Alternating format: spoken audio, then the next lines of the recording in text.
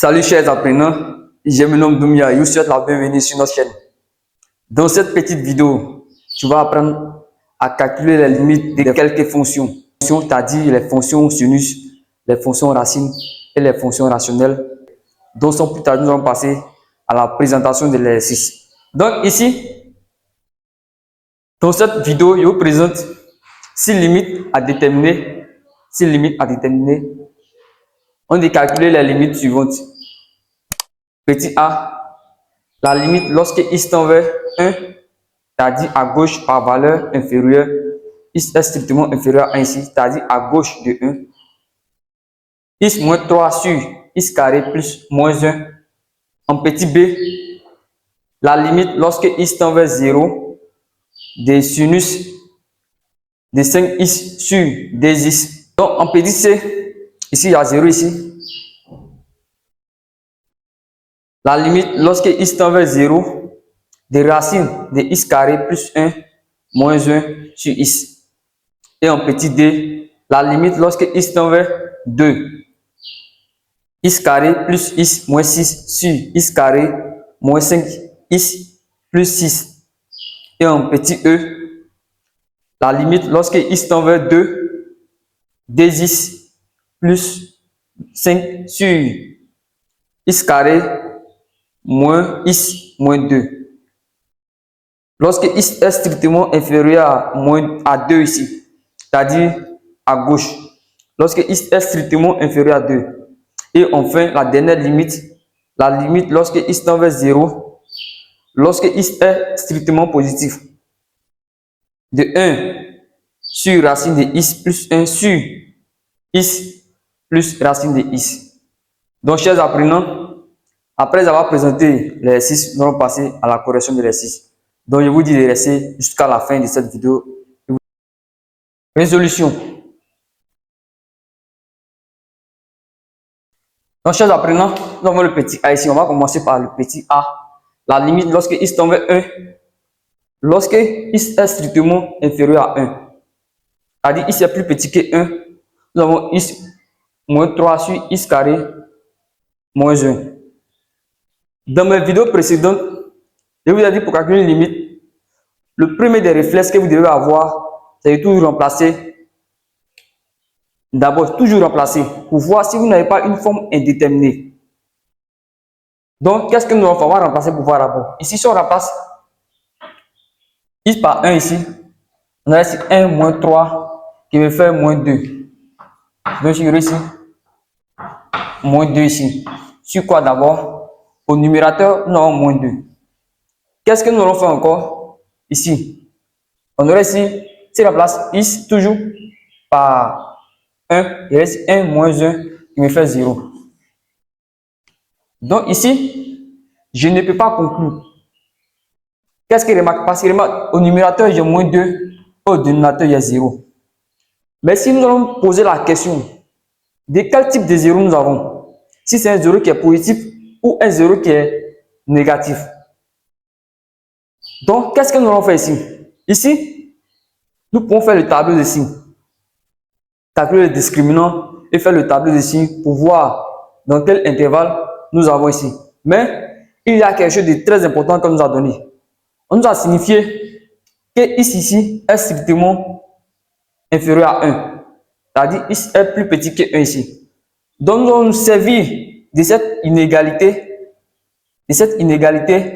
pour trouver le signe du dénominateur, tout simplement. Quel que soit x appartenant à l'intervalle moins l'infini 1. Donc, quel que soit x appartenant à moins l'infini 1 ouvert en 1, qu'est-ce qu'on aurait ici? On aurait que x est plus petit que 1. Ouais. Donc, c'est comme c'est x plus petit que 1 que nous avons écrit sous forme d'intervalle ici. Quel que soit x appartenant à l'intervalle ouvert moins l'infini, c'est toujours ouvert en moins l'infini 1, ouvert en 1 encore. X est plus petit que 1. Donc, cela implique quoi? Donc, si on prend le carré, il y aurait ici x carré qui est toujours plus petit que 1. Car 1 au carré, ça va toujours 1. Donc, qu'est-ce qu'il va faire? Ici, il va ajouter de part ou d'autre moins 1. Ou si je veux simplement Le 1 qui est là, il envoie ici, il devient moins 1. Cela implique que x carré moins 1 est plus petit que 0. Donc, on a trouvé le signe du dénominateur x carré moins 1. On a trouvé que c'est strictement, quel que soit x appartenant à l'intervalle, je répète encore, quel que soit x appartenant à l'intervalle ouvert de moins l'infini 1, x carré moins 1 est strictement inférieur à 0. Donc, qu'est-ce qu'on peut dire? Ici, on peut dire que nous avons un 0 qui est ici, un 0 négatif, tout simplement. Pourquoi? Parce que ici, le dénominateur est inférieur à 0, est strictement inférieur à 0. Donc ici, nous avons un 0 ici qui est négatif. Puisque on a un 0 qui est négatif ici, et ici, on a un moins 2 ici. Donc ici, on a ici moins sur moins qui fait quoi? Qui fait plus. Donc surtout, la limite va nous donner ici plus infini. Car ici, nous avons un 0 ici qui est négatif.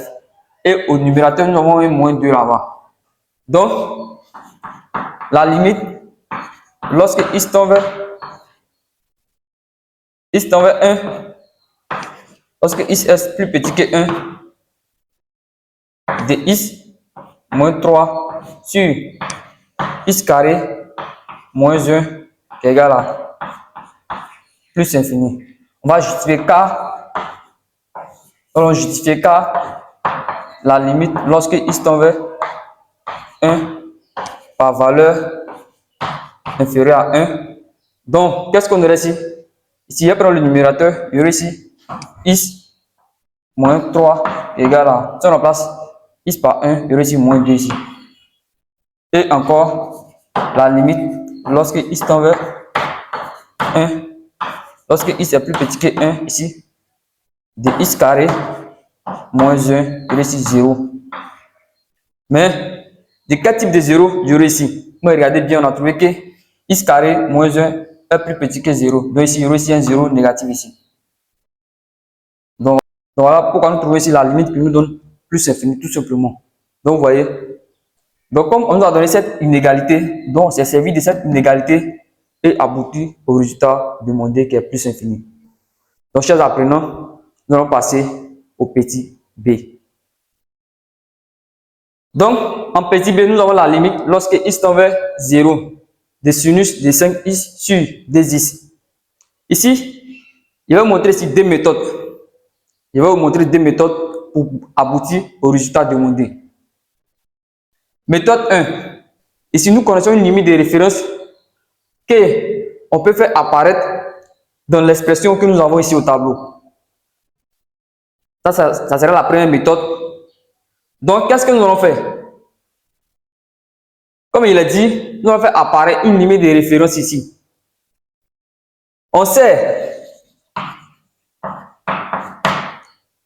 que la limite, lorsque x tend vers 0 ici, x tend vers 0, x tend vers 0 de sinus de x sur x ici, nous donne quoi ici? Chers apprenants, ainsi 1. C'est une limite de référence que vous devez maîtriser par cœur, vous devez bosser par cœur. Donc, nous allons faire apparaître ici cette limite de référence ici dans notre expression ici. Donc, comment nous allons faire cela ici? Donc, je vais écrire ici la limite lorsque x tend vers 0 ici de sinus de 5x sur 2x multiplié ici par 5 sur 5. C'est comme si j'ai rien fait. J'ai multiplié par 5 et j'ai divisé par 5. On sait que 5 divisé par 5 fait 1. Donc, c'est comme si je n'ai rien fait. Donc, qu'est-ce que cela me donne encore? Égal à la limite lorsque x tend vers 0. Le but, c'est pour faire quoi? Le but ici, c'est pour faire apparaître la limite de référence qui est ici. Ça fait apparaître cette limite de référence que je me donne toute cette peine. Donc, qu'est-ce que je vais faire ici? Je vais envoyer ici le 5 ici et le 2 là-bas. Donc ici, sinus de 5 ici sur 5x. C'est comme ici, il n'y a rien fait, c'est une multiplication ici. Il y a ici, il a envoyé le 5 ici et le 2 là-bas. Donc, multiplier par 5 sur 2 tout simplement. C'est comme ici, le 2 qu'il a là, il l'envoie ici et le 5, il l'envoie ici tout simplement. Donc, qu'est-ce que nous allons faire encore, chers apprenants? Regardez bien. Ici, nous allons poser. On pose que y. Ici, qu'est-ce qu'il va faire? Il va travailler avec y. Vous pouvez travailler avec grand x. Mais moi, je vais travailler avec y. Que y égale à 5x. Vous voyez? Que y égale à 5x. Et qu'est-ce qu'il va dire? Il va dire quand ici, petit x lui tend vers 0 ici. On nous dit la limite lorsque petit x tend vers 0. Quand petit x tend vers 0, ici. Ici, il va remplacer petit x par 0. Il y aura 5 fois 0 qui me donne 0. Donc, grand y égale à 0. Donc, y va tendre aussi vers 0. Vous voyez? Et ce n'est pas du tout compliqué. Lorsque petit x tend vers 0, c'est comme ici. Parce qu'il y a posé que y égale à 5x. Donc, il va remplacer petit ici dans cette équation par 0. Donc, ici 5 fois 0 qui me donne 0. Donc, y égale à 0. Donc, tu as dit ici, y tend vers 0. Donc, qu'est-ce qu'il va faire? Donc, l'expression qu'il y a là, partout où il voit 5x, il va remplacer par y tout simplement. Donc, j'aurai ici la limite lorsque y tend vers 0 de sinus de y. Parce que ici, il va remplacer 5x par y tout simplement. Parce qu'il a posé que y égale à 5x sur y multiplié par 5 demi.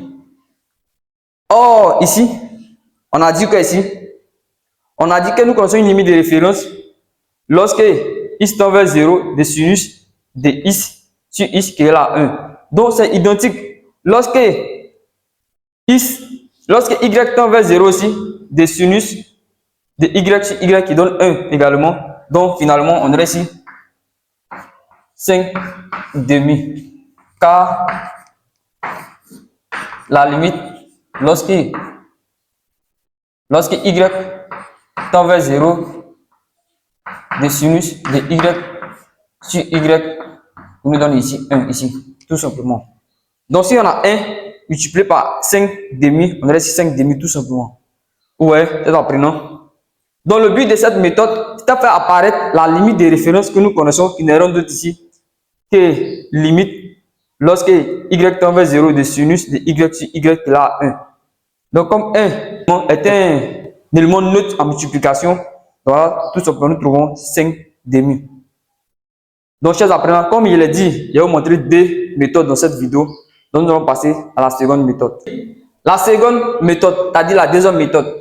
Donc, qu'est-ce que nous allons faire? Ici, dans mes précédentes vidéos, comme j'ai déjà fait une vidéo sur la règle de l'hospital. Lorsque nous avons une forme indéterminée du type 0 sur 0 ou infini sur infini, nous pouvons appliquer cette règle, qui est la règle de l'hospital. Donc, qu'est-ce que nous allons faire ici? On va essayer de voir si nous n'avons pas une forme indéterminée du type 0 sur 0 ou infini sur infini. Si, dans le cas où nous avons une forme indéterminée du type 0 sur 0 ou infini sur infini, nous pouvons appliquer la règle de l'hospital. Donc, on va voir. Ici, si on remplace x par 0 ici, il y aura ici 5 fois 0 qui me fait 0, sinus de 0 égale à 0, comme nous le connaissons. Ici, 2 fois 0, il y aura ici 0. Donc, nous avons une forme indéterminée du type 0 sur 0. Donc, ici, on peut appliquer bel et bien la règle de l'hospital. Donc, ici, cette règle consiste à dériver le numérateur, également à dériver le dénominateur. Donc, c'est ça que nous allons faire ici.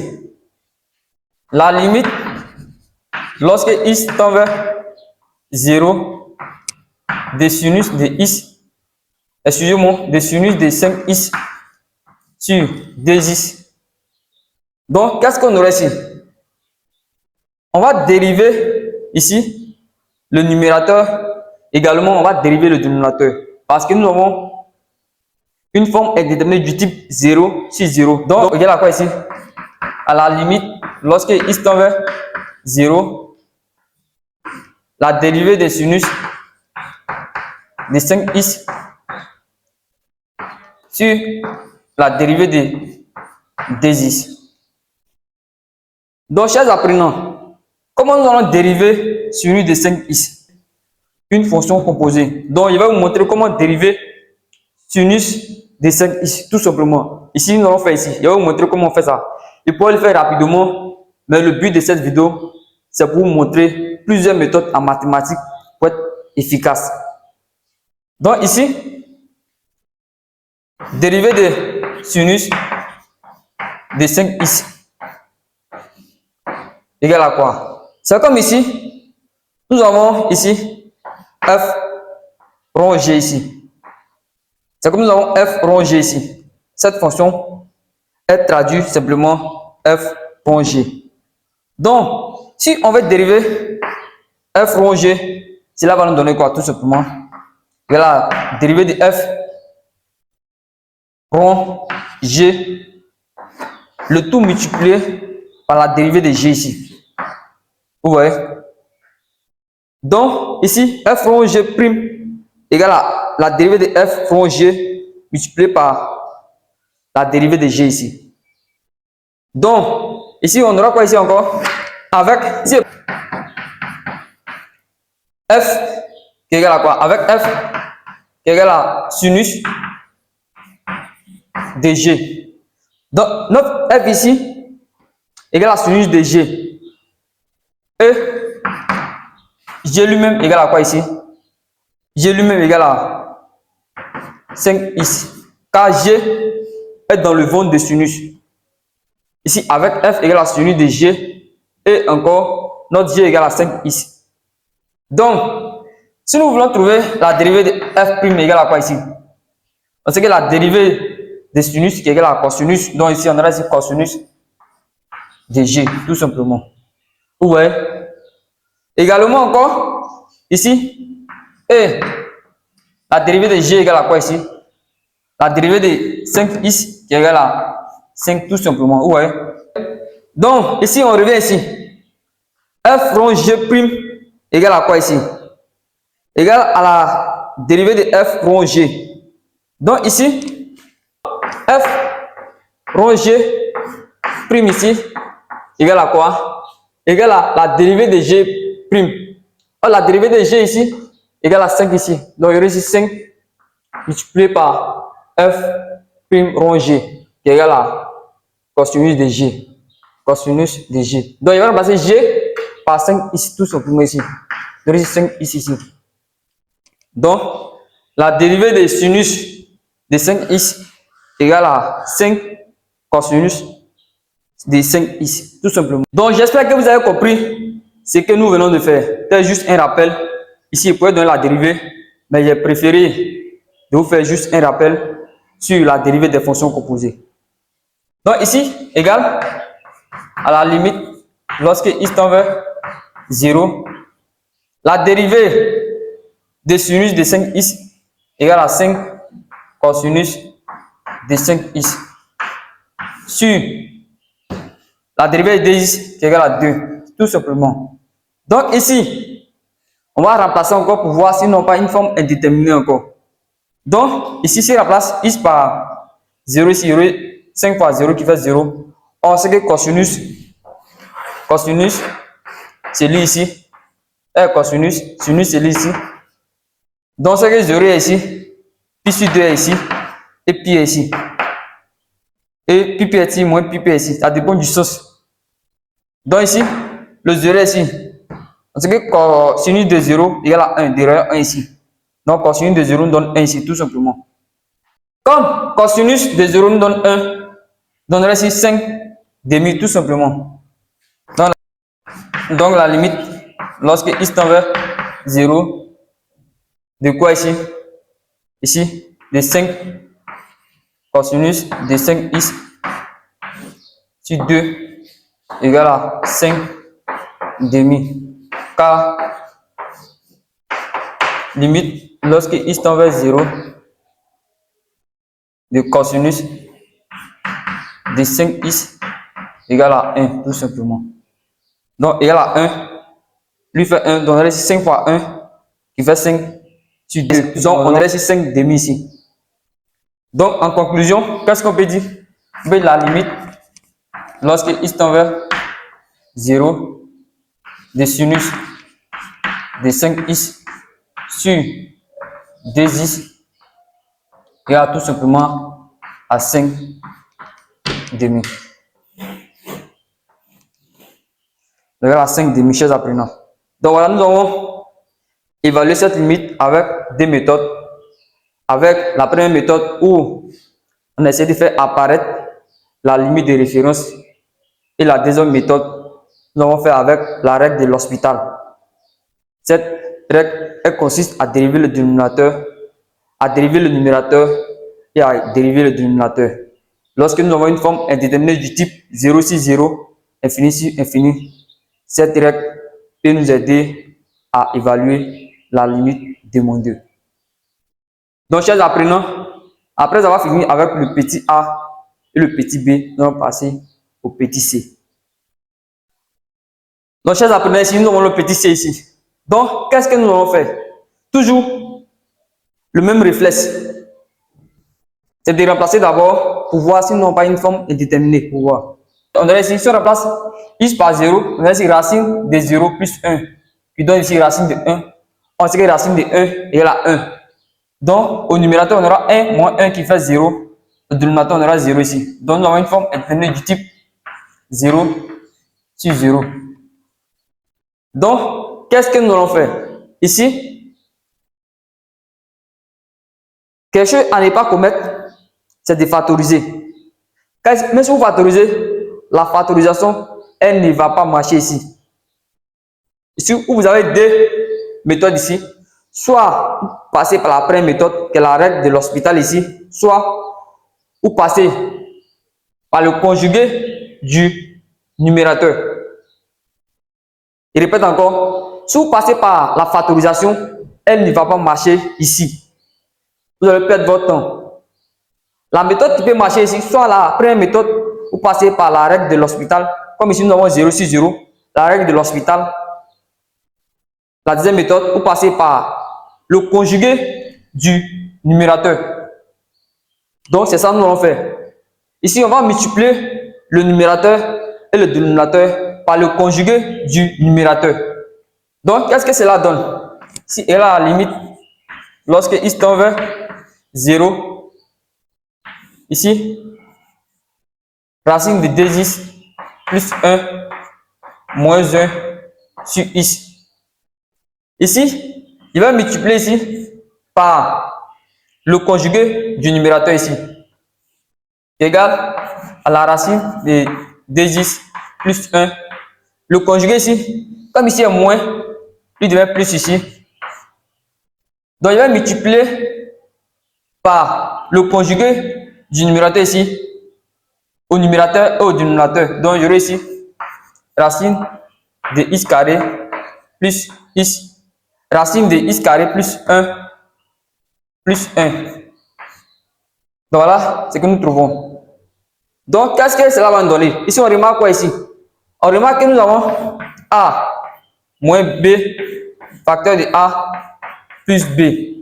Or, nous savons que cela peut donner quoi? Cela peut nous donner a carré moins b carré. Donc, nous allons appliquer ça ici. Notre a ici n'est rien d'autre que la racine de x carré plus 1. Et notre b ici n'est rien d'autre que 1 tout simplement. Donc, la limite, lorsque x tend vers 0, donc mon a ici est la racine de x carré plus 1. Donc, ici, x carré plus 1, le tout au carré, moins mon b ici qui est là 1, moins 1 au carré. Sur quoi x, facteur de la racine de x carré plus 1 ici. Donc, je quoi égal à la limite lorsque x tend vers 0. Donc, je prends mon temps dans cette vidéo. C'est pour bien détailler pour que vous puissiez bien comprendre. Car ici, c'est l'objectif. Donc, ici, si nous avons la racine de a ici, le tout au carré, ici, la radicale va partir. On aurait ici A simplement. C'est comme le carré va partir avec la racine, tout simplement. Donc, on aurait ici A ici. Donc, comme il a dit, le carré va partir avec la racine. Donc, on aurait ici X carré plus 1, le moins 1 ici, tout simplement. Si X facteur de la racine de X carré plus 1 ici. Donc, vous voyez, chers apprenants. Donc, ici, on a plus 1 moins 1 qui fait 0. Donc, on aurait ici la limite lorsque X tend vers 0 de X carré sur X facteur de quoi ici? Facteur de la racine de X carré plus 1 ici.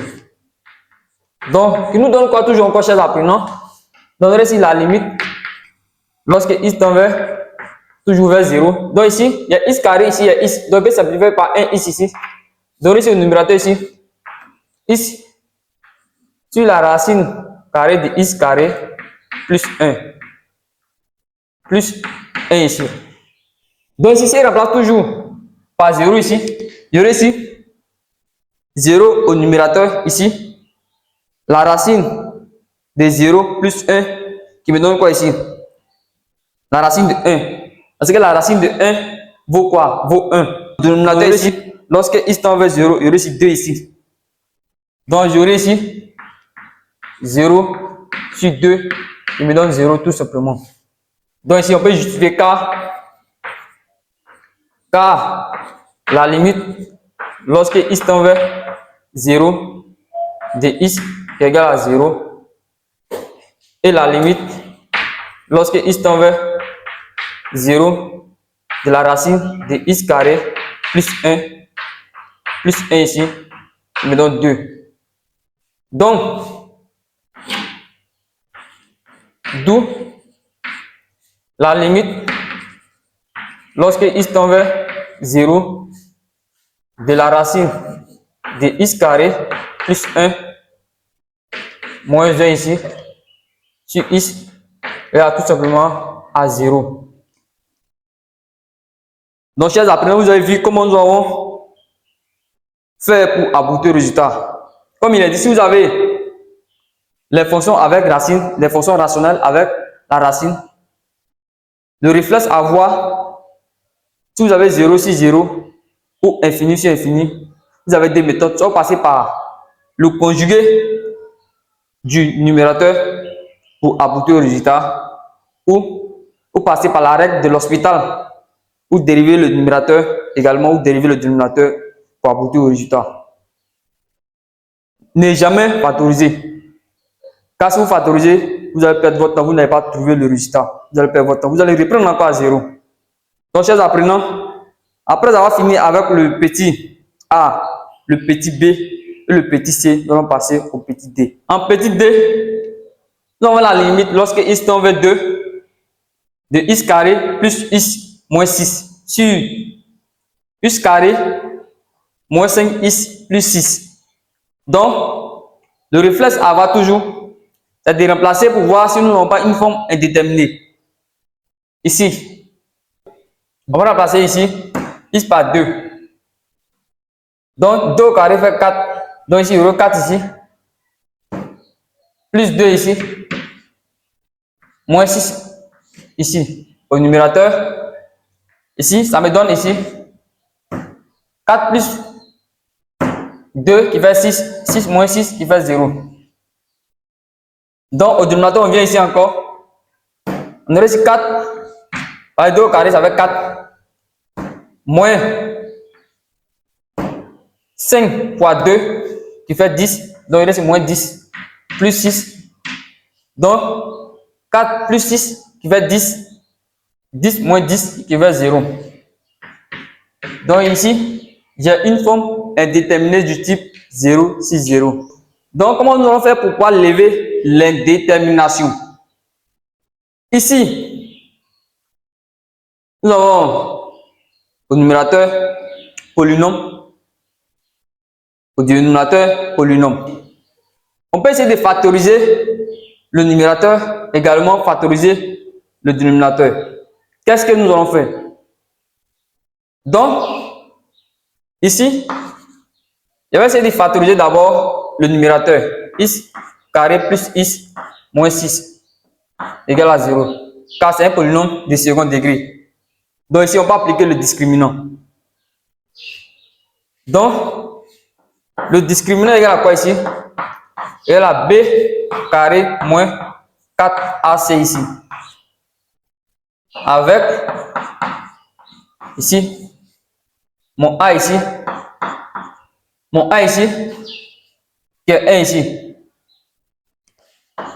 égale à 1, et mon b ici, égale à 1 également. Car nous avons ici ax carré plus bx carré plus c égale à 0. Par identification, mon a ici égale à 1, et mon b ici égale à 1, et mon c ici égale à 6. b égale à 1, et mon c ici égale à moins 6. Donc, voici la formule du discriminant. Donc, delta égale à quoi ici?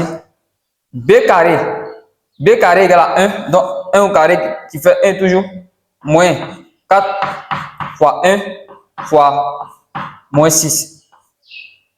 Donc, vous voyez ici, je réussis 1, ici 4 fois 1 qui fait moins 4 fois 1 qui fait moins 4. Moins 4 fois moins 6 qui fait moins combien? Moins 24. Qui fait, excusez-moi, moins 4 fois moins 6 qui fait 24. Parce que moins fois moins fait plus. Donc, on reste plus 24 ici. Donc, égal à plus 25. Donc, delta égale à 25. Cela implique que la racine de delta égale à la racine de 25 qui est égale à 5. D'après nous. Donc, on trouve que la racine de delta égale à 5. Donc, qu'est-ce que nous allons faire ici? Comme la racine de delta est strictement positive ici, donc nous recevons deux solutions distinctes dans R, x1 et x2. Donc, notre x1 égale à moins b plus la racine de delta sur 2a. Et également, notre x2 égale à moins b moins la racine de delta sur 2a. Donc, vous voyez, donc x1 va nous donner quoi? Si on remplace ici, on a x1 égale à quoi? Ici, il y a mon b qui est là, qui fait 1. Donc, moins 1 plus la racine de delta, on a trouvé 5. 5 ici, sur 2 fois 1, a égale à 1. Donc, ici, moins 1 plus 5, qui me fait ici 4 sur 2, qui fait 1, tout simplement. Vous voyez? Et encore, x2 égale à quoi? Il y a mon b qui est là-bas qui fait toujours 1. Donc ici, moins 1 ici. Moins la racine de delta qui fait 5. Donc moins 5 sur 2 fois 1. Donc ici, moins 1 moins 5 qui fait moins 6 sur 2. Je trouve ici moins 3 ici. Donc, ici, nous allons trouver x1 qui est égal à 1. Donc, excusez-moi, ici, x1, on a 4 divisé par 2 qui fait 2. Qui fait 2 et x2 égale à moins 3. Donc comment allons-nous factoriser ici la fonction polynôme ici, x carré plus x moins 6. Comment nous allons faire cela? Ici, on a x1 qui est égal à 2 et x2 égale à moins 3. Donc, on va factoriser ici ax carré plus bx plus c. Si vous avez deux solutions, comme dans le cas ici, x1 et x2, on va factoriser simplement égal à a facteur de x moins x1 facteur de x moins x2, tout simplement. Alors, comment se factorise? Voici la formule pour factoriser. Donc, vous voyez, c'est ça que nous allons faire ici. Avec notre a ici, égale à 1 toujours. Notre a égale à 1 toujours. Donc, cela donne quoi ici? Cela implique quoi? Comme notre A égale à 1, donc 1 est un élément neutre en multiplication. Donc, on aurait ici is moins is1. Or, notre is1 ici égale à combien ici? Égale à 2. Donc, on aurait ici moins 2. Facteur de is moins is2. Or, mon is2 ici fait quoi? Fait moins 3. Donc, on aurait ici moins fois moins fait plus. Donc, j'aurais ici plus 3. Ouais. C'est comme la forme factorisée de is carré plus is moins 6 nous donne tout simplement is moins 2 facteur de is plus 3. Ouais, cela n'est pas du tout compliqué. Donc, après avoir factorisé le numérateur, nous allons également essayer de factoriser ici le dénominateur et voir si on peut simplifier et se calculer la limite tout simplement. Donc, j'ai préféré de copier le résultat ici.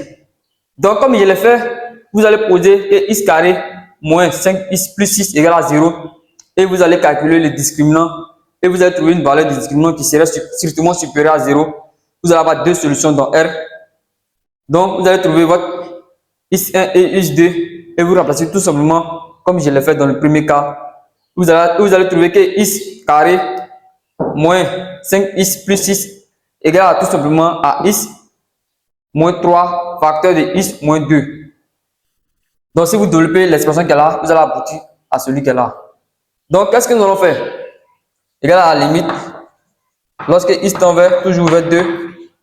Donc, on va essayer de remplacer ici is carré plus is moins 6 par tout simplement par is moins 2 facteur de is plus 3. Nous allons faire pareil pour le dénominateur. Is moins 3 facteur de is moins 2. On peut simplifier.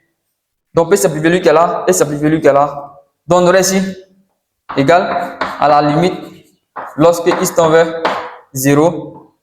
Excusez-moi, lorsque is tend vers 2. Ici, de is plus 3 sur is moins 3. Qu'est-ce que nous allons trouver ici? Ici, on remplace ici is par 2. Donc, ici 2 plus 3 qui fait 5. Ici, le dénominateur, si on remplace is par 2, donc ici 2 moins 3 qui fait moins 1. Donc, en conclusion, on aura ici moins 5 ici. Donc, tu as dit quoi? Tu as dit que la limite, lorsque is tend vers 2 de is carré plus is moins 6 sur is carré moins 5 plus 6 nous donne également moins 5. Donc, chers apprenants, voici la valeur demandée. Nous avons trouvé ici moins 5. Vous avez vu, on a calculé tout, on a calculé le discriminant et is1 et is2, nous avons factorisé. Et après la factorisation, nous avons simplifié. Et après avoir simplifié, nous avons calculé la limite lorsque is tend vers 2 et nous avons trouvé moins 5.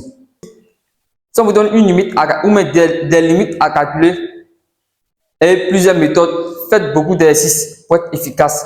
Après avoir constaté que la vidéo elle est déjà assez longue, je ne vais pas faire le petit E et le petit F dans cette vidéo. Mais vous pouvez faire et mettre les résultats en commentaire. Et dans une prochaine vidéo, je vais compléter ces fonctions avec les fonctions cosinus et tangente et sinus et faire une vidéo qui serait un peu plus longue et plus détaillée. On va se donner rendez-vous dans une prochaine vidéo. C'était Doumia, on se dit à la prochaine.